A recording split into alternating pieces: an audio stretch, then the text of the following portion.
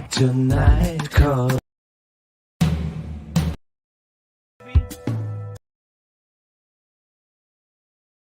you will bow down before me!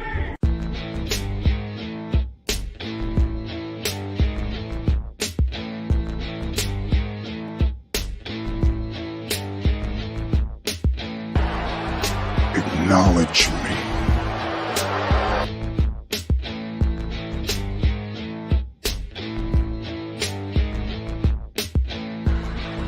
You're going to see a man greater than you. You see a man on a different level than you, like here's ahead of you. Then you're going to hear $1 million of pyro go off, and then you're going to feel the whole world.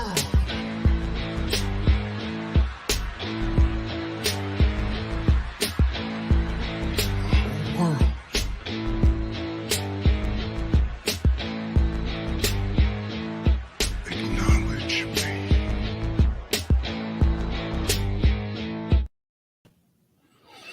Hey, who'd you talk to? What's going on? It is me, Mike Lepre, King Mike L, the Nuance Street Scholar.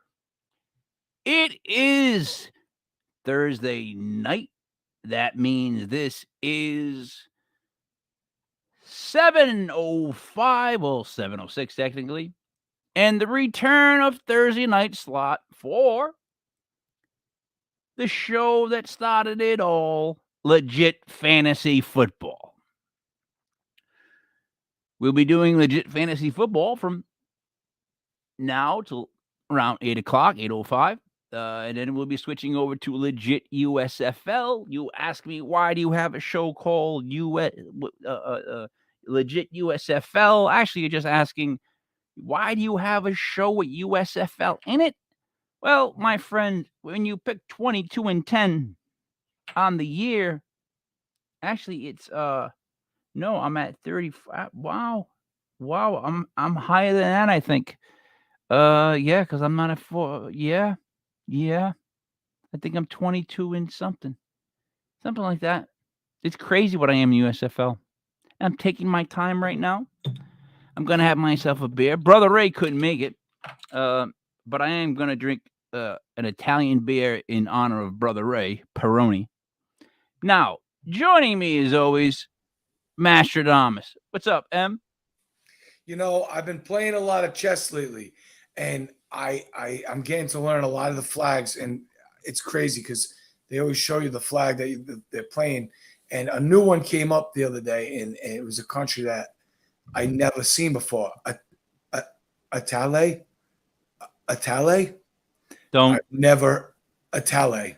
Okay. You never heard of Atale? Dude, I could not tell you where any states were in the country.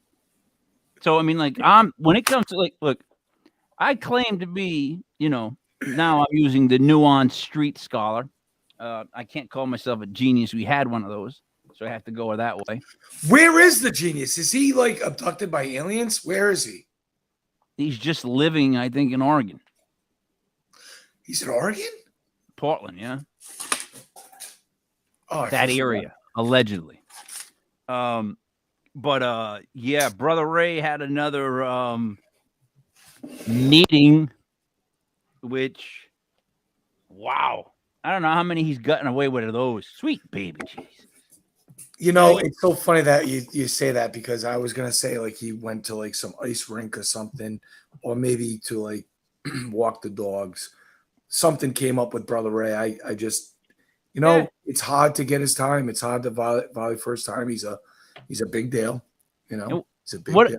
What did I write to you too? I texted you, and in the event that he doesn't, because I have to do that now, and in the event that he doesn't, because you have to give him proper warning and all that stuff, and it's easier for us to do this show and not have to worry about the Sunday morning shows right now, so we have family time and that good stuff, because once the football season kicks in, oh brother, it's a wrap. All right, man, here's what I wanted to do with you. I wanted to do a couple division breakdowns with you.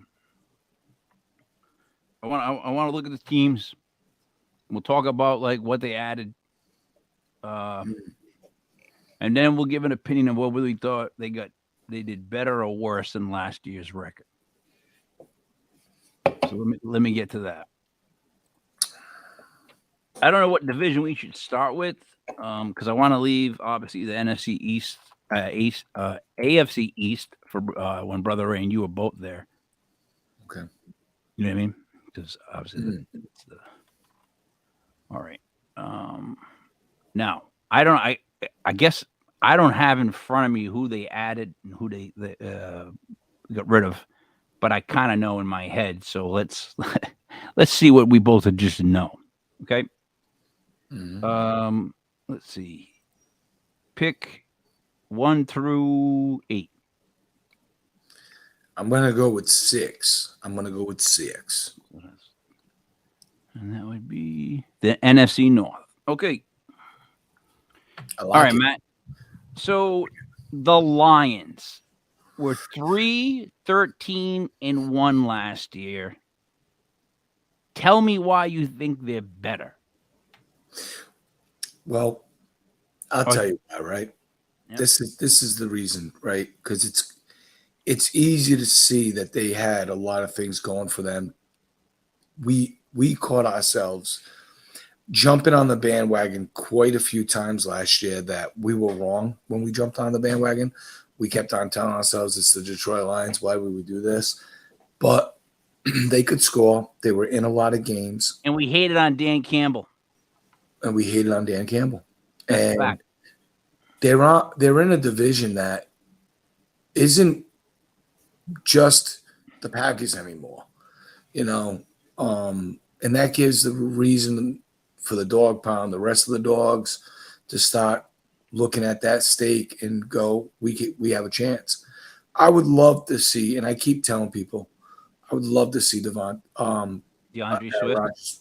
No, on Aaron Rodgers without Devontae Adams. I love DeAndre Swift. Because I'm thinking for the Lions, for them to get better than 3-13, what do they change? What changed dramatically about this Dan Campbell coach team that makes them believe?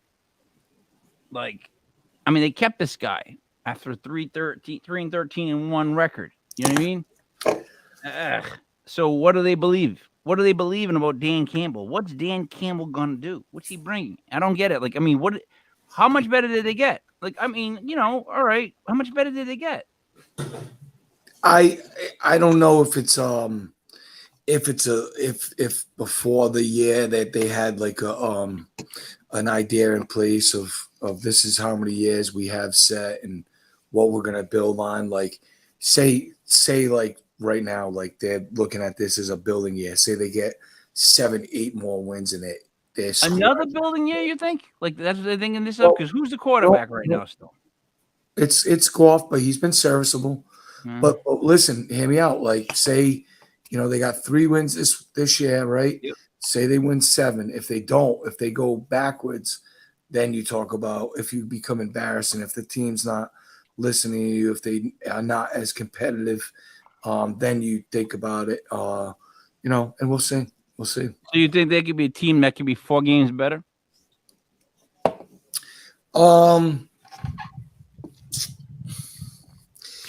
Can they upset the Packers one of these times? I think they can. I think they could beat the Packers one time this year. The Bears are there for a win, and then you got Minnesota, who's looks like they could be the division leader. I would say I would like to believe they're going to have what it takes offensively in this day and age of. All right, but before we get to them, just do I think that Detroit can steal one from Minnesota? Yes, I think that they can get 3 wins just in the division alone. Do they get one from Minnesota? Maybe not. But now they still got to get you. Well, you got 17 chances at a victory, and I think that they're on the right side more times. It's like this, right? You got Amon St. Brown. They went after a wide receiver in the draft. I liked what they did. TJ Hawkinson doesn't have to be the focal point. You get the running backs back. Yeah, I do. I think that they can be formidable.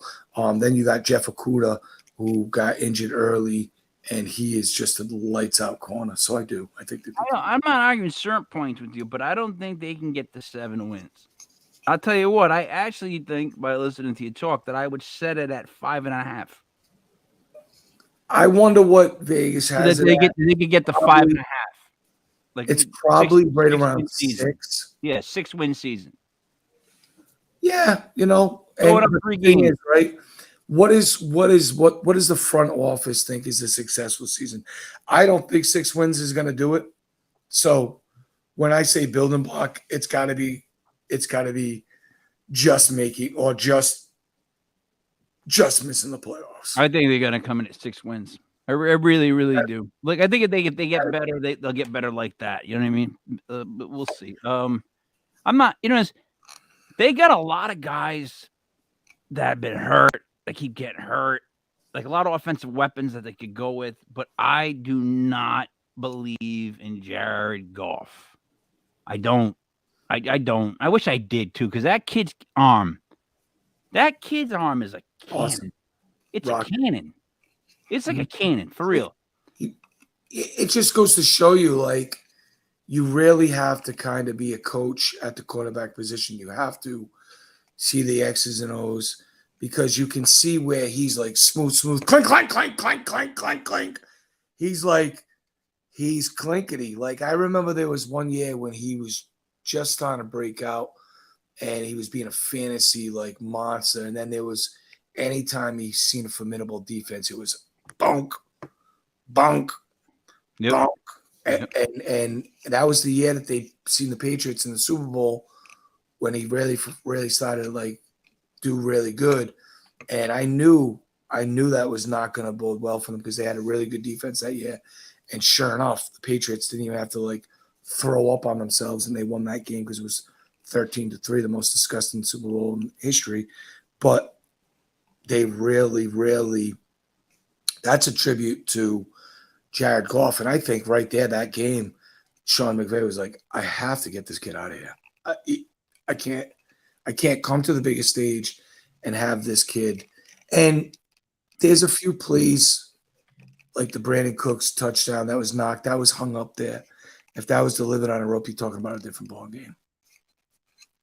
All right, so let's go to the next team in that division going up. The 6-11 Bears. Now, do you see them going up, or do you see them going down? You know, it's so tough to say, right? Because I do believe in Justin Fields. I think he's a winner. I don't believe he's gonna be thrown into this pit of the Ohio State quarterbacks. I think he's gonna prosper. I just don't like what I've seen from him thus far, to the point where he just locks on Darnell Mooney, which is nice. I like Darnell Mooney a lot. I like Darnell Mooney. I like him a lot. A lot. But I think he's a little scared, and it's X's and O's. It's like what I was just talking about, having like a coach at that quarterback position, because when you see Justin Fields, it's obvious he's not comfortable with what he sees, and you're not getting the best. You know, it's like Jalen Hurts. I know you don't like Jalen Hurts a lot, but once he gets comfortable, and we've seen him comfortable, I think when he knows what the defense is going to be, he can be highly effective. And I think that's the same with Justin Fields. And I actually think that Justin Fields could be better than Jalen Hurts. And I think Jalen Hurts is going to be great. But Let me explain to you why I have a hatred for running quarterbacks. Just running quarterbacks. Here's my theory on this. Certain running quarterbacks are different. Like a Kyler Murray or a Russell Wilson. They run forward, but will straighten up to throw. Other running quarterbacks will run on the throw on the run. I'm sorry, I just said that completely dyslexic. Will throw on the run, right? That's that kind of quarterback. Now, who has a better chance at reading a very well disguised NFL level zone defense? The guy who pulls up and sees the whole field, or the guy on the run who throws it and he has no idea where people is shifting, and that's why they have such a hard time playing in the NFL. A running quarterback, anybody different, a certain style of running quarterback, an aggressive running quarterback, the ones looking for the extra yards, Matt. It's tough to throw into a zone on the run. Against man, you can kill it. Against man, you can kill it. I don't believe that Jalen Hurts is going to make his money in the future running the football. I think that he was, and honestly, when he had his worst games is when he was trying to tuck it and run. He felt like he was going to make a play with his legs. I don't think that's going to be his best attribute, and I think that he'll make his money in the throwing lanes. He's got a good arm. And all right, now, you get what I'm saying about that style? Yeah. Oh, yeah. Absolutely. Like, it's funny because Randall Cunningham was a mobile quarterback. And when, like what you were just talking about, he could make a play happen down the field with his feet, and he would stop and just be like, boop. I loved Randall Cunningham. And it's funny because when I see college tape of Trey Lance, not that we're on the NFC North, but when I see Trey Lance, I see a quarterback that if he could translate to the NFL, we see something similar to a Randall Cunningham, but something we've never seen in the NFL before. And I really, truly believe that. By the way, I was reading a thing where they were saying how Randall Cunningham, like, if only one, he wasn't with the Eagles throughout his career, if we're being honest, right? He was incredible. And two, if not more than that, if he wasn't in the NFC East, where there were actually defensive teams that were all monster teams to have to go against, and it made him not look, because he signs a lot of stuff, the ultimate weapon. That's what he was originally called, the ultimate weapon. That's how he signed some stuff, Randall Cunningham. And he was, like, as a Giants fan, watching games, him playing, like, you hit him and he wasn't down yet. But on the same token, LT and them lumped him up. The thing about the Giants back then, where they were good at it, even like the Commanders or whatever they were called back then's defense, and that Cowboy defense. I mean, including the Eagles defense itself, which was brutal.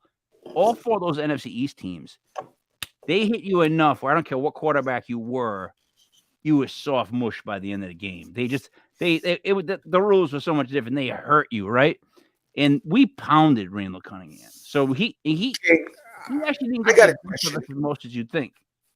I got a question for you. Good. Where do you think Drew Bledsoe would rank in today's NFL if he was like coming out the draft today? Oh, wow. I think he would absolutely destroy it. Like, first of all, Bledsoe had a really fast mind to in the beginning to make decisions. Like, let's put it this way. You put him in a McVay type offense, or you put him in an offense like the guy the Giants have, a day ball with what's his face, Kafka, and he just make it more of a drop back, see your read, throw. I mean, because and you'd have to get him a back that can catch it out of the backfield and scamper, because he's not running. You know what I mean? Bledsoe's definitely not a runner, but he had a cannon for an arm. Yeah. And I think he made some really good, and he was gutsy. He was a gamer. He was a tough guy. Like, he was a big guy. Wasn't afraid to run forward into people and take the shot. And that's how he got hurt. Like, he was just gutsy. So, I mean, he took him to a goddamn Super Bowl. I mean, you know, you guys just happen to get beat by the fact that Reggie White was on one end of the defense, and there was a point where he just was slapping your tackle or just over and just in the backfield for everything. We could talk about that game and go on and on and on, but I think that there's a few plays, like if you just go here and there, like you got 2 80-yard bombs, that's horrendous, and then you got a kick return for a touchdown. You got a 35 to 21 football game, 2 touchdowns. No, I know, but Reggie White, MVP. He killed Max Lane. He killed Max Lane. It was like, you see a guy who's played his whole career and he can finally see the brass ring and he's got that one last game in him. Because he literally, dude, I'm telling you, a couple times, it was just one hit and the other guy just goes that way.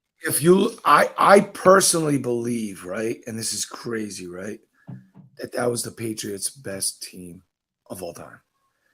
If you look at that team, right, they had a very young secondary, but it was elite. They had an unbelievable linebacking core. They had great running backs, 2 Hall of Fame tight ends, Ben Coates, Keith Byers, Sean Jefferson, Terry Glenn, everybody, Vincent Burns. They had everybody. But the thing that really hurt them a lot, and not only was Reggie White putting the pressure on, but it forced Drew to do some stupid plays. He had 3 interceptions in that game. If you take away one of them, they come out down the out of halftime, and they had the game within a touchdown, and then Desmond Howard returns the touchdown. It's over. Yeah. It's over. All right. So the Bears, where do we end up with? Better or worse than 6 wins? Do we even touch on the Bears? Yeah, we did. We talked about them for a little bit. I think that they'll do better. I think that they're in better position to do more than Detroit, only because they've got a better nucleus than Detroit. But if Detroit's doing better and the Bears are going to do better, by how many are you saying the Bears are going to do better by? Well, I could still see the Bears being at a 6-7. When I say better, like when we're talking about terms of wins or losses, I wouldn't say better. I honestly think that we got to see more from Justin Fields to see him expand in the offense and see him start to hit wide receiver. I don't think he has faith in himself throwing that ball down the field, making his wide receivers make plays. And that's what I mean with better. Like, if we can see that out of Justin Fields, because you know what? We all were like, where's Allen Robinson? He was a ghost. He was a ghost last year. No, I know, but we bumped up the Lions and 3 wins to like what? You said 7? I think the Lions will be probably similar in the terms of teams and 2 6-win teams, you think? Yeah, I would say 2 6-win teams. Yep. I'd give them both probably right around that. All right, so there's 2 teams left. We'll have the Vikings next. The 8-9 Vikings. Better or worse, man? Yeah, they're gonna be 10-7, 11-6. I think they. Tell me why. Well, it's kind of tough to defend. Like I say all the time, DJ Chalk DJ Chalk as the number 3, right? Absolutely, I see you bobbing your head. And there's gonna be a lot of DJ Chalk touchdowns with him as the number 3 when you got Adam Thielen and Justin Jefferson. Like, I don't believe there's a better trio in the league, and I'm calling out Cincinnati Bengals. Like, you know how much I love the Bengals, but I don't think the Bengals trio matches what Minnesota has. And I like Kirk Cousins, and I love Dalvin Cook over. And I like Kirk Cousins. And I like Kirk Cousins. And you know what, dude? I gotta be honest. That should be his name, because that's all I ever hear people say about him. And I like Kirk Cousins. Have you met my good friend? And I like Kirk Cousins. You know what I mean? Like, that's not 100% like backing of Kirk Cousins. I don't think anybody ever gives 100% behind Kirk, but they go, but I like Kirk Cousins. I think he's got a lot to have around him to make it easy. He's been a top 10 quarterback like 2 of the last 3, or maybe even the last 3 years in a row. And I think that's easy for him because and what do? They go in and they help him out even more. So that's what I'm saying. Like what are you going to tell me? You're going to tell me like what Aaron Rodgers is working with over Kirk Cousins? Because that's why I have the Vikings as the division favorites. Of course, Aaron Rodgers is going to be there. He's going to be sniffing, battling, but it's just not. It's going to be too much. How many then are the Packers going to drop from 13-4? Ooh, that's really tough, right? You got other guys rising, so they have to obviously drop. That's just I'm gonna look at it like this. I look at Devontae Adams as the best wide receiver in the league, and I continue to say that Patrick Mahomes and the Chiefs are going to be hurting from Tyreek Hill, and it's going to ring true for the Packers missing Devontae Adams, and you know how much Aaron Rodgers would just toss that ball up time and time again to Devontae Adams. He doesn't have that. Did you see so have you seen the guy that I told you the Giants drafted, the wide receiver?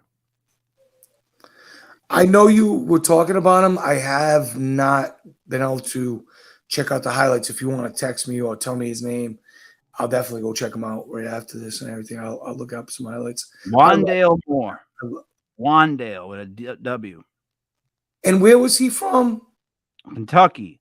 They actually called him Mr. Kentucky when he played basketball there because he was so loved. Like the dude will throw it, he'll catch it out of the backfield because he's also that type of wide receiver that will run. He'll play running back for you if you need him to. That's awesome. So the thing is, like, the question mark they had was the other receivers that were on the board. Like why didn't they take him? Why didn't they take them? Like, I get all that. I understand all the complaining about shit like that. But the real issue was he's very Kadarius Toney-esque in the sense of his size, the speed, you know what I mean? Like just the quickness, the sudden burst. You know that violent burst when a receiver has a violent burst. So my man, like, these are things that like they both share. So it was like, why do we just draft another Kadarius Toney? That was pretty much like what the beef was in Giants land. Well, we got him. When I'm here, they were talking about moving Kadarius Toney in the offseason to the Patriots. So I don't think that they don't like, and we seen flashes of greatness of the kid last year, and then they put him right on the sidelines. Like, they don't like something about Matt. He has been absent at mandatory practices. No way. Oh, dude, they almost suspended him. Like, the whole thing's that is going on in Giants camp. Like, what they write about him, like they just all keep waiting for him to like take it serious. I guess what they keep saying. But so the thing is, Daboll's a kind of a Phil Jackson-esque coach in the sense that he's like, let everybody just play and be their own spirits, and like it'll all come together. Like, you know what I mean? He's one of those dudes. So basically what he's got going on is if you have Kadarius Toney, right? Kadarius Toney, Slayton, this kid Wandale Moore, and then Kenny Golladay and John Ross. These are the 5 receivers that were mentioned by by this staff, right? If you have all these guys on the field, he was like, it's going to be an absolute nightmare for opposing defenses because any one of these guys gets the ball, they're going. And it's like, I'm seeing it now. Like, in other words, he doesn't care that he just bought a coat like the other coat he just owned because he likes the size of that coat. He wants that coat to wear out. So he wants that to be part of his offense.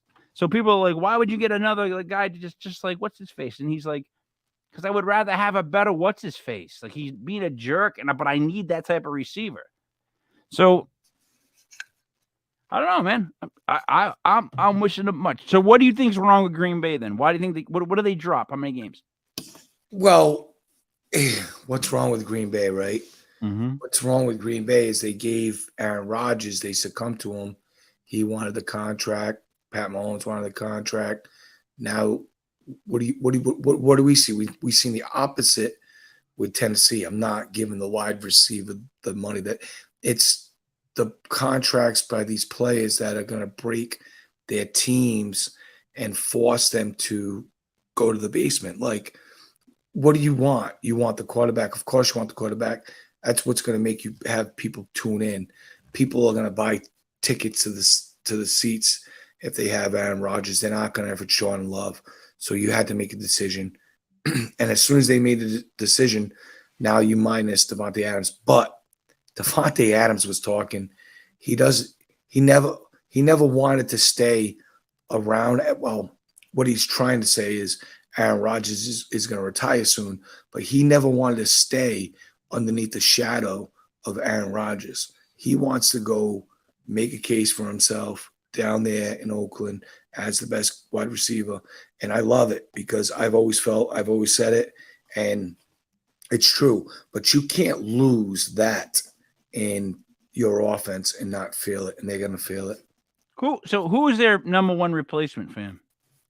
Well, they got Juju Smith-Schuster. No, that's Casey. They got Scantlin, and you got Lazard. But I guess it would have to be Scantlin.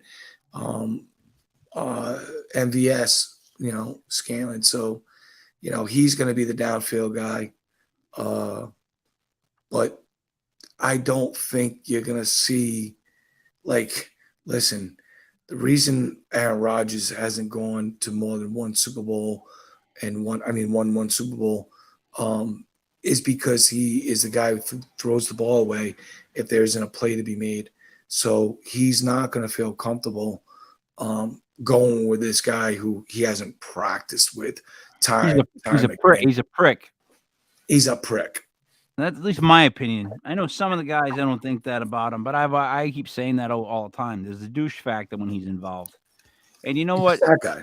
When you're the quarterback, and then you end up accounting for like X percentage of the whole team's thing, cap space.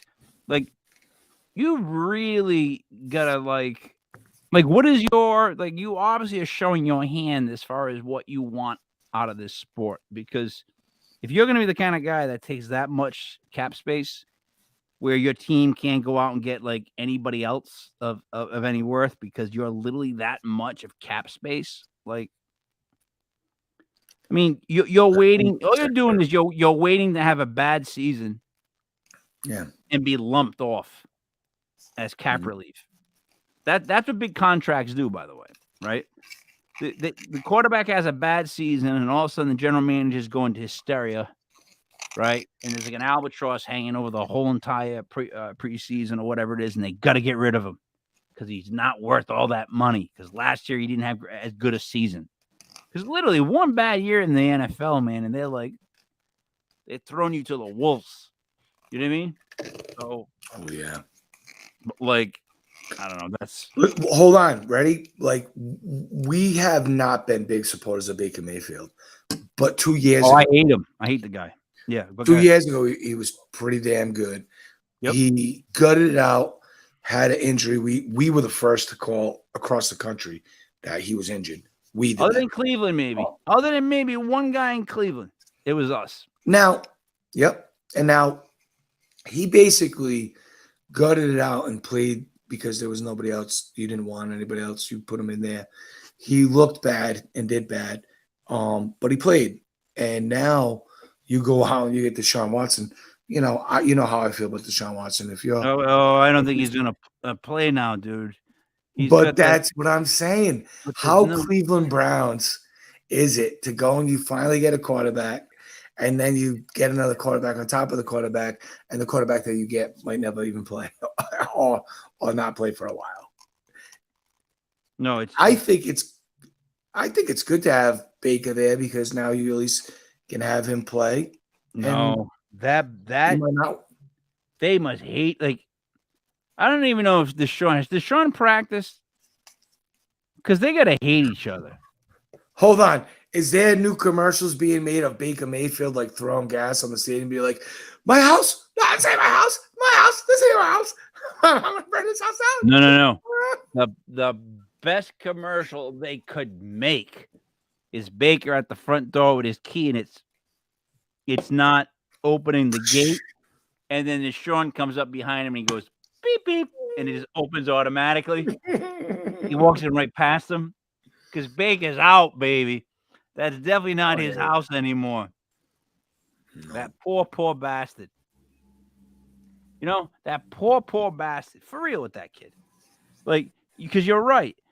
He had a good year for them.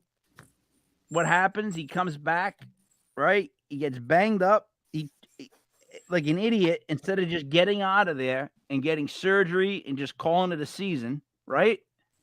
He tries to gut it out, which in college, it's fantastic for you to do, and it helps with your stock. However, in the pros, when you try to gut it out, you end up making mistakes. You don't look good, and suddenly they're ready to move on. It counts. Yep. So he should have just shut it down.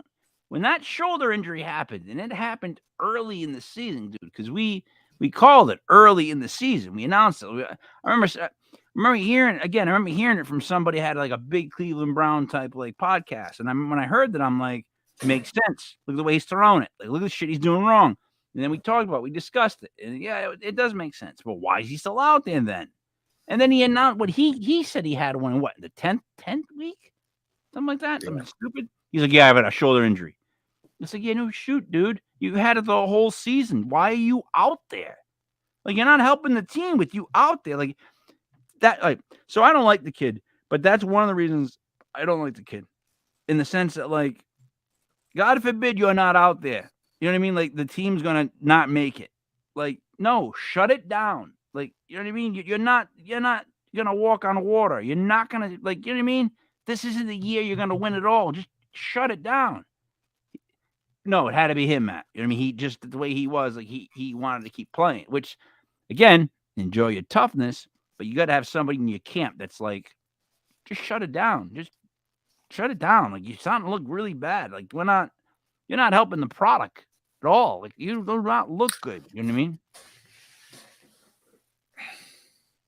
Right? Well, even when he was mad when he found out that Cleveland entertained looking at Deshaun, he was overreacted. You know, if you're a confident person, you're going to go, cool, I'll do what I'm going to do elsewhere.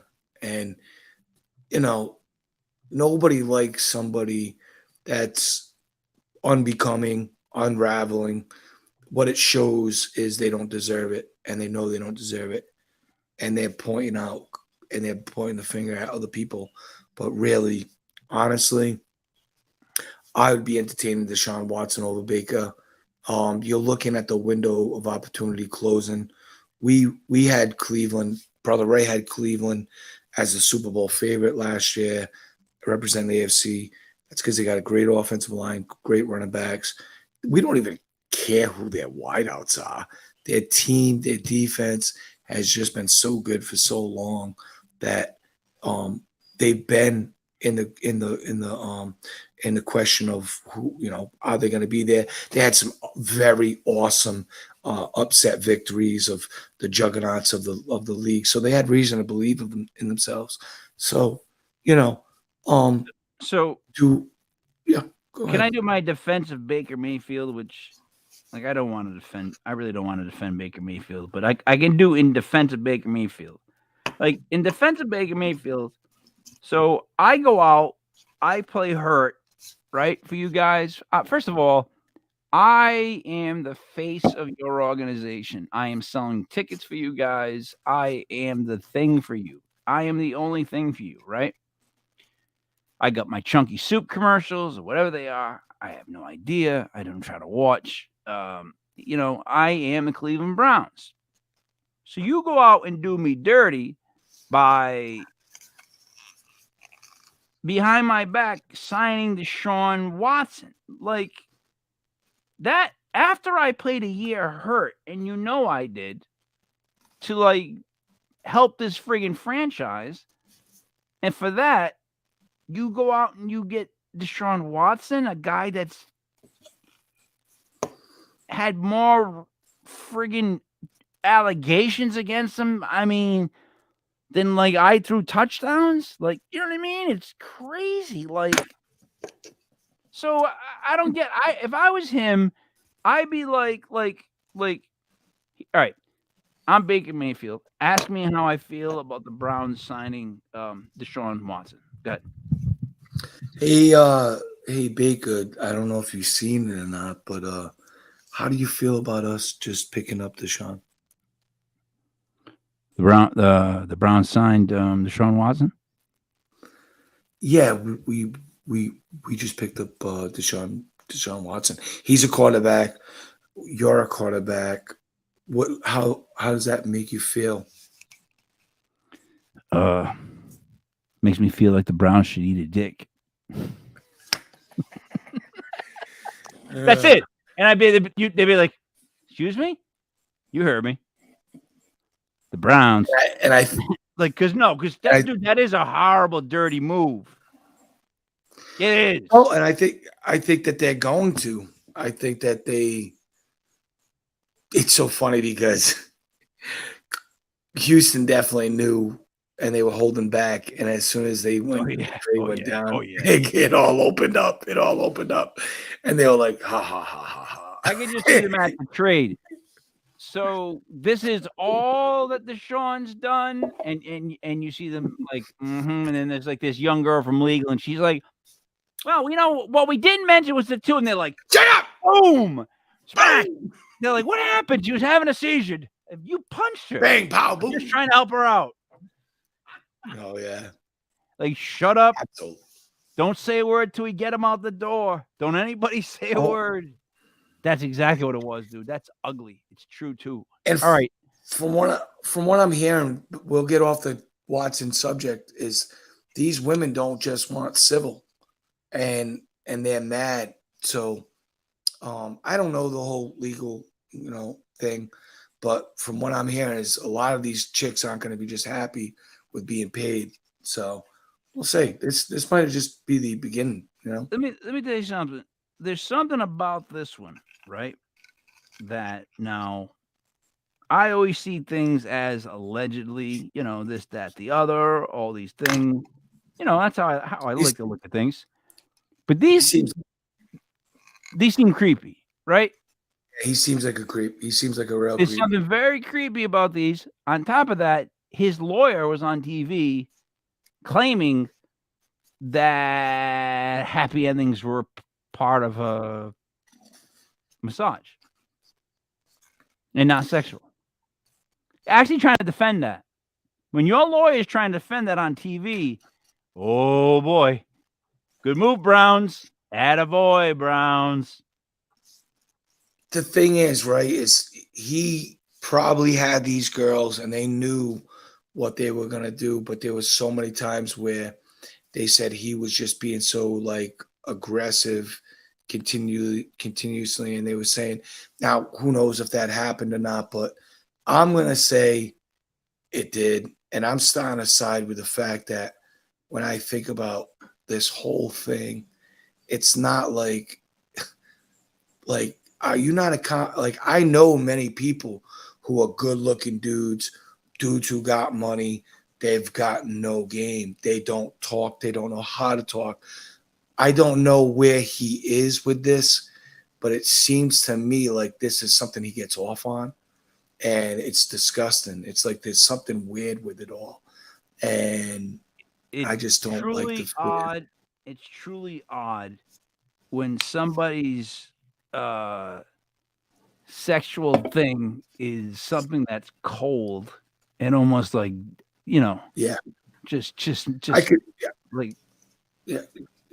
like Dexter, like what, like, you know what I mean, like creepy, like that, like what the fuck, like there's something wrong there, yeah, just something wrong. All right, let's do the next division down. Let's go across the pond, the AFC, and the third one down there would have been the AFC South. Let's start off with the 3-14 Jaguars. The Jaguars. Will they get better than 3-14? Matt. Yeah, I think they'll do better than 3-14. I think they were better than 3-14 last year, and then beating the Bills. I know you did. You picked them. If we go by how you picked them, I think they were probably they're probably what 6-11. Well, right? I had them in the thick of things last year. I had them in the thick of things last year. I thought that they were going to be right up there, and the AFC South is a weak division. But now you got the Colts who pick up Matt Ryan, who's a big upgrade over Carson Wentz, and then you got the Texans who got Davis Mills. I think that they're trending up, and then you got the Titans who I think are respectable, but they're definitely Mike Vrabel is a great coach, but I think one thing he's kind of figuring out now is this GM role, and picking who comes and who goes is a lot tougher. Send your team up for success, because I think they're going to be taking steps back, and I think that what they're going to do is they're going to get Ryan Tannehill out of there by mid-season, Malik Willis in there. So I think you got the Jaguars trending up. I think the Texans are trending up. I think the Colts are going to be very good. The Titans are down. That's what I got. All right. So wait a minute. Let me go through this though quickly. The reason that we like the Jaguars to get better than 3 games is because they were coached horrendously, right? Is that what Absolutely? Does that mean not only coached horrendously, but Travis Etienne, I can't over exemplify the fact that him being missed probably took out 40% of their playbook last year. They made a bold claim that they were going to run Clemson's offense. Now you got him coming back. Think about Najee Harris being added to your offense. That's what you're going to get with Travis Etienne. He's a very special back. That's why he was. By the way, he's also going to be the buzzword back. I mean, Brother Ray did announce him last week, right? And I'll give Brother Ray dibs on that. But all the sports shows that I've been watching, who do you think the big surprise back for next year is? It's him. Travis Etienne? Yeah. Because the kid didn't play. As if they act as if the average, the real fantasy football fan forgot. We forgot about him. We didn't forget about him. No. We know he's there. I traded for him in my keeper league, the other one, the corrupted. But I'm not gonna lie, I don't like what the Jaguars did. They pick up Christian Kirk and they let go of DJ Chalk. I don't know. I don't know DJ Chalk. I don't know if he's good, a pleasure to work with. I haven't liked what I've seen out of Christian Kirk. I've been waiting for him to blow up. I think he's a nice receiver. I don't believe he's a number one. You still got Marvin Jones down there, right? So you got a nice complement of receivers. Like to see more out of Laviska Shenault. I know they tried to get him involved in late in the season. So I like what I see out of them. I'd love to see Marvin more. Jones. I didn't. What's he saying? What did you say, Marvin Jones? Yeah, Marvin Jones Jr., right? Yeah. How old is he? How many years has he been in the league? Right? I would say 7. I don't think he's been in the league for as long as we think. All right. But how long does it feel like he's been in the league? How long does it feel? Forever, right? Forever. Good 10, 15 years, right? Yeah. It doesn't seem like he's ever done anything. He's a nice receiver. Goes deep. That makes once in a while makes a few plays, but he's not somebody you can consistently bank on. And that's why I don't know why the Jaguars would go and get rid of DJ Chalk. I think DJ Chalk, he might not be an explosive number one, but he is explosive. So I think that I don't know. We'll see. Right. So now, Maddie, in the last 10 minutes, I'm going to go over a couple things, and then me and you are going to do an exercise here. Just so everybody know, we're doing this technically is like the third season of football for Legit Fantasy Football will be coming up on. It's only going to be like 8 weeks, right? 8 weeks. It's 8 weeks until the preseason, I believe, officially kicks in. Pretty much right? like 10 weeks. No, I think it's 8. If you look it up, I think it's 8 weeks from this weekend, because we're already in the middle of June, so it goes to the middle of July, middle of right, in August they start August and stuff. So all right.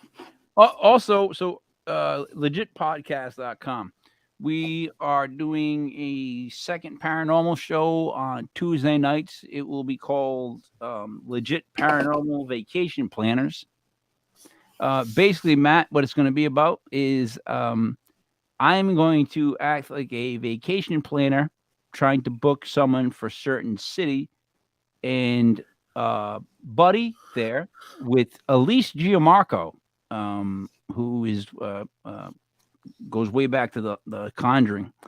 Not trying to say you're old, Elise, just saying way back, is going to join on. And what they're going to do is, as I'm trying to get people to stay there, they're going to give all the horrific facts of the two locations, including murders, paranormal events, all that stuff. And I'm still going to try to sell it.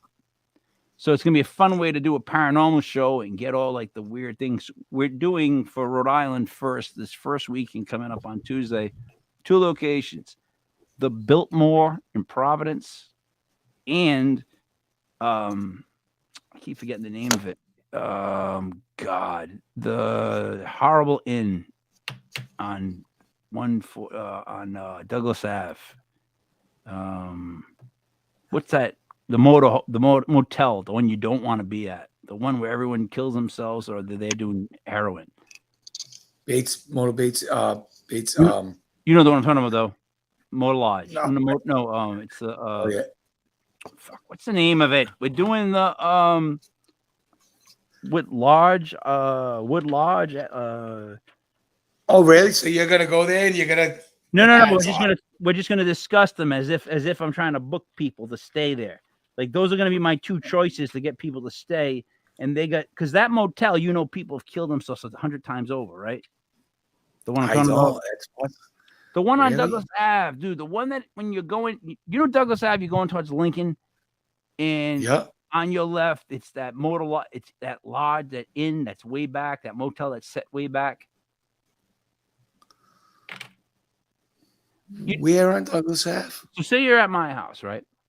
And you go up Middle Spring, you take a right on the Douglas Ave in front of Lowe's. Okay. If you go all the way down that road, eventually you would have got to where Steers was, the restaurant, and the golfing range. The golfing range that used to be there all the way down. If you took a right, you go on the bumpy hills. Douglas Ave goes all the way down to where they used to have a driving range. Remember where the driving range was before you get to see, Lincoln? that's where. No. Yeah. Well, are you talking about the? Man, I'll be honest. Right now, I don't even know what I'm talking about because. Are you talking behind Old Great Road? Old Great Road. No. I don't know where Douglas Ave. Where you're talking about? Yeah. See, we started off talking about how bad we were in geography, and you were like, "Oh, could you find this?" You asked me about a friggin' country, dude. You can't even really figure out Douglas Ave. No, hey, I was saying Italy. All right. What I'm saying. All right. Either way, you still can't figure out Douglas Ave. I don't know who we ought to speak. But all right. We're really quickly gonna do this. Matt, me and you are GMs of a team. We're gonna take a quarterback, 4 wide receivers, 2 tight ends, quarterback, 2 running backs, 2 tight ends, 4 wide receivers. All right. Now, the shares players? Nope. Matty of all time. Now, How do you want to do this? This is what the exercise is going to be. Do you want to take turns? Do you want to make agreements? We're going to pick 1, 2, 3, 4, 5. Wait a minute. How many quarterbacks? 9. One quarterback. No. One quarterback. How many wideouts? 4. Okay. 2 running backs. Running back. 2 tight ends. All right. And if you want to add an offensive line, just any offensive line from any era, we can do that. That'll be the 10th.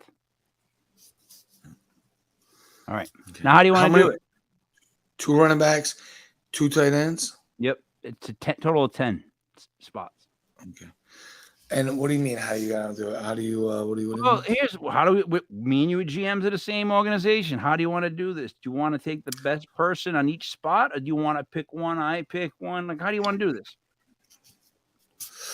Ooh, that's tough. That's tough. That's tough. We're on the same team. Oof. Yep. Oof. Oof. We're picking the same team. All right. Power. This is a power struggle. Who's our quarterback? Actually, let's start with this before we fight. Who's our offensive line? What's the best offensive line we could get of all time? Oh, we're talking about the best offensive line of all time. The Cowboys and what? When Emmett was running in like 90.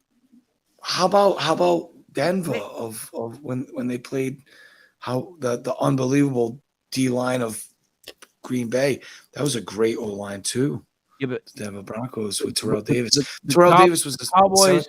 The Cowboys with Emmitt Smith, that offensive line in 90, whatever it was, had what, 4 Hall of Famers out of 5?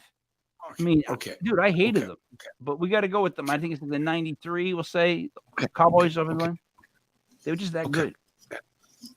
All right, so did you just make the first pick? That's my point. It's not that I picked the first pick. We talked it out with the sun. Wait. Okay. So let's go running backs. Well, let's do running backs. What 2 running backs do we want on our team? You want 2 of the same type of running backs?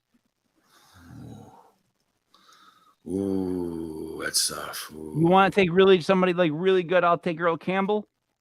That way we'll give us one of each. I'll take a hammer. Why not Jim Brown and Barry Sanders? Yeah, I guess Jim Brown. But Jim Brown was Jim Brown as big as Earl Campbell?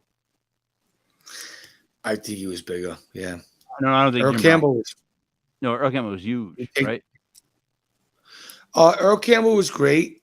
He was good. I would have to look. I think Earl Campbell. Jim Brown ran upright because 6'1". nobody could hit him. And Jim Brown ran upright because nobody could hit him. And I love Jim Brown. I'm not saying that. I'm just saying there's a power back. I think Jim Brown was a big man. I would go with Jim Brown and Barry as my. All right, so I get it. I'm gonna argue still on this. I'll take Barry, but give me a different thumper. I need a different thumping running back other than Jim Brown. A guy that's gonna Koye. Ooh, Marshawn Lynch. I'll take Barry. Just give me somebody. You know who I would take? I would Marshall Falk. I would take Marshall Falk. Marshall Falk? He's not necessarily a thumper, but he could do the job. But I would Marshall Falk. Walter Payton. I need somebody who's gonna fight for a yard. That's what I need. Barry loses yards sometimes. I need a guy who's guaranteed to get me a yard. Wait a minute, Barry ain't gonna be losing yards behind Dallas. Historically, Barry though always ran backwards and would lose yards. He's not a guy that would get you that 1 yard. So I need that guy that's gonna get us that 1 yard. See what I'm saying? Jerome Bettis. No. A guy that you knew was gonna just bang it 1 yard. Boom. I would go with Earl Campbell over Jerome, and I would go with Gale Sayers over Jerome. I would go with Let's go what we said. Let's go Sanders and what I said. Sanders and Earl Campbell. Okay. Now I'll let you pick the quarterback. No, you won't. Yeah, well, because I know you're going to pick him. We're getting close on the hour. The hour's almost up, and I know who you're going to go with. Sir Tom Brady. Brady's like, all right. Let's go 2 tight ends. Let's try to see how quick we can do this because we're running out of time. So, are we going to go best? Are we going to go with guys that I like? It's got to be Tony. It's got to be Tony. Tony Gonzalez has to be up there. All right. Can I put Mark Bavaro in as the second one? Motherfucker can always catch the ball. The guy from the Giants. The guy who got his jaw wired shut kept playing for Parcells. You ever see Parcells, the video of him? He goes, he's a stone face, that Bavaro kid.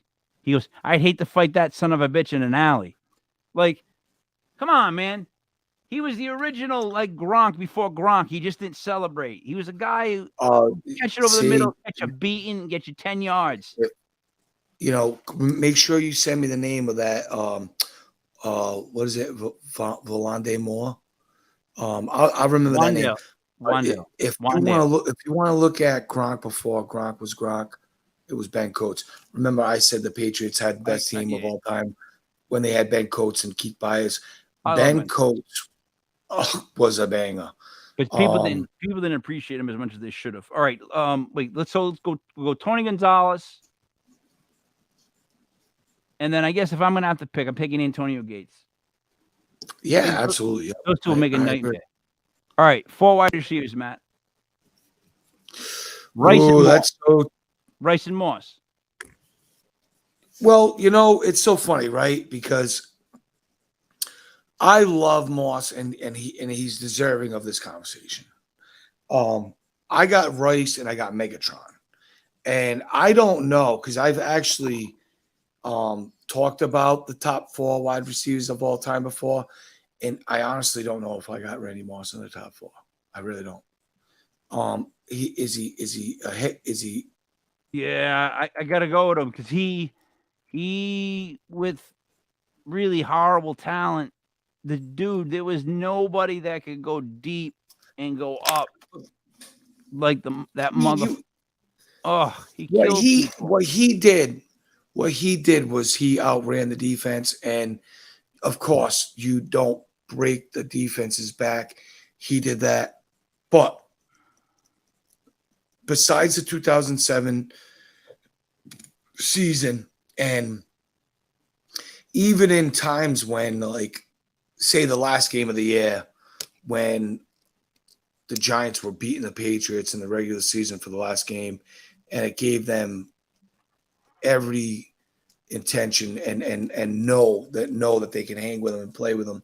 We should have known then that the Giants were going to be a formidable opponent, but we kind of I looked by I don't know if anyone else did, but they couldn't just get away with throwing the ball deep whenever they wanted, even though that 2007 season seemed like it was so magical. They added a lot of sugar at a lot of key points. They weren't, it's like Mike Tyson. I know, but I'm just saying. Rice, I agree. Rice, Megatron, right? Hold on. I want to make my case about Randy Moss. All right. He did not have. When he was with the Vikings, and he did what he did, yes. Then he died. He died in Oakland. He came back. No, you can't count Oakland though. Oakland's organization was a no. You can't. It's a whole. That was awful. But he doesn't have a lot of substance to the point where you can be like, yeah, okay. I see more with Megatron. Megatron was by himself. He lost years off of his career because he was by himself, and he took a beating. And I think Randy Moss diverted the beating. He did not catch the ball in traffic. He did not like getting touched. And you could smack that kid and take him out the game plan. You could not do that with Megatron. That's my case. All right, so I'm going to put Megatron in there with Rice. My problem is for the other 2 wide receivers, I have a hard time not putting Randy Moss in as 1. And who's the 4th? Because I'll tell you right now, I'll put Randy Moss in there too, of course, but the 4th is gonna be a tough one. The 4th would have to be somebody in my book that has always been a big wide receiver for their team, or like a special type of wide receiver throughout time. I'm trying to think like all the big names and all the receivers, and without looking them up. You got Larry Fitzgerald, who was the Yeah. number 2 receiver of all time. Him or Julio Jones, they both abused the defense. So I would be easy with either one, I think, right there. Terrell Owens. T.O. T.O.'s a Beast, bitch to deal with. Yeah. Oh, yeah. You know, He was a bitch I to would deal go with. with Fitz there. I would go with Fitz because consistency, and I think his hands. I think his hands are just All right. unbelievable. So to wrap it up, so Buddy doesn't get crazy, because we have to do the USFL show coming up. The team we ended up with, Matt, and let me ask you this: with a decent defense, how would we do? Got Brady at quarterback, your 2 running backs. Hold on, the Sanders and Campbell. Your tight ends are Gonzalez and Gates. Your wide receivers are Rice, Megatron, Moss, and Fitz. And you're behind the 93 offensive line of the Cowboys. I think we did great as a team, picking and compromising, but I think we messed up with our backs. I think we could have got two better backs. Not 2 better backs, but I think we really need I love Earl, but I think we need a better thumper. No, I mean, like in my day, there was no thumper better than. And if you look at his video, holy Christ, he would hit you with his head. He is a beast, was a monster. All right, so I got to wrap it up, Matt. We'll talk to you on a show again soon. I don't know what show you're going to be on next, but we'll see. So for Mastradomus, it's me, the nuanced street scholar, King Mike L. This was Nope. This was Legit Fantasy Football, brought to you by legitpodcast.com. Thank you. We'll talk to you soon. Stay tuned for USFL.